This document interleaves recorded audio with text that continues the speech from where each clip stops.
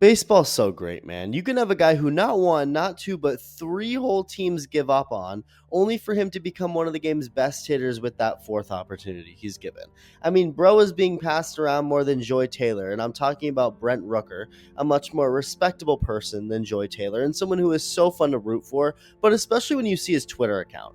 Easily one of the easiest guys to root for by just his personality alone. Not every player, in fact, most players aren't very personable, and that's not necessarily a knock on them. Some guys are just naturally not very social and like to keep to themselves, or maybe some players are too big to be too talkative and interactive with fans all the time, and that's all fine. But it's always cool seeing players act just like regular dudes on social media, because at the end of the day, that's what they are, and Rooker couldn't be more of what that is. He's also a lot richer now, too, as the homeless A's keep spending, and this offseason just continues to get weirder. Really quick, as always, if you're part of the 59% of viewers not subscribed yet, go ahead and hit that button if you enjoy the videos, as Brent Rooker's story is pretty cool, one that I just mentioned right at the top, but the details are he was drafted by the Twins in 2017 with a 35th overall pick, going on to make his big league debut with them 3 years later, in front of nobody, although that wouldn't be an issue for him. He'd later get very used to that. But after an awful rookie year with the Twins in 2021, he was traded at the very beginning of 2022 to the Padres,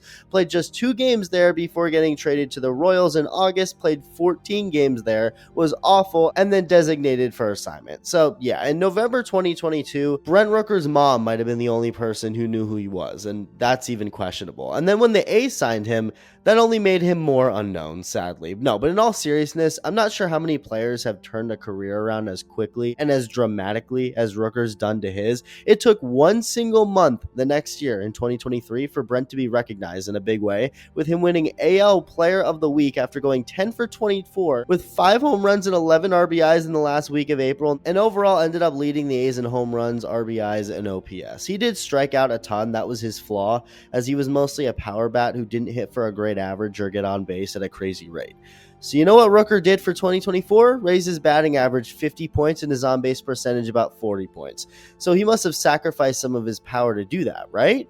No, actually, his power only got better, going from 30 home runs in 2023 to 39 in 2024. He hit more doubles, his slugging percentage went up, drove in over 30 more RBIs at 112. He basically looked at his 2023 season and realized, oh, that's right, he forgot to hit for a good average and on-base percentage. Hate when that happens. So he went out and got those up and then hit even more home runs in the process. He's awesome. Brent Rooker's awesome. And like I said, very personable on Twitter. Go give him a follow. He's great. He acknowledged some creeps who were wondering if he saw them staring at him in Target. It was pretty hilarious. But he also recently mentioned how he was heading out to Sacramento for a few days to check the city out and was very excited about it, saying he can't wait to explore the city and meet people in the community, etc., even calling it his home for the next few years. Now, Rooker, being as good as he is on a team like the A's, has gotten people thinking he's a walking trade for a while now. So for him to say that doesn't say much. I mean, what is he gonna say? Looking forward to calling Sacramento my home for the next few years unless I'm traded, which will probably happen, but there did seem to be some genuine excitement in his tweet, and considering it's from Rooker, who seems to be a genuine guy,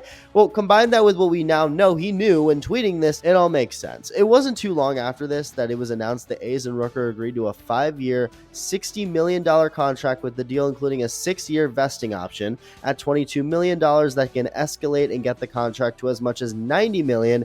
And you may be wondering why Rooker took this. I mean, this is a guy who's been a top hitter for the last couple of years and took a step forward this past year after realizing he's allowed to both hit for a good batting average and power. He could get more on the market if he waited, no? Well, here's why this works for him and the A's.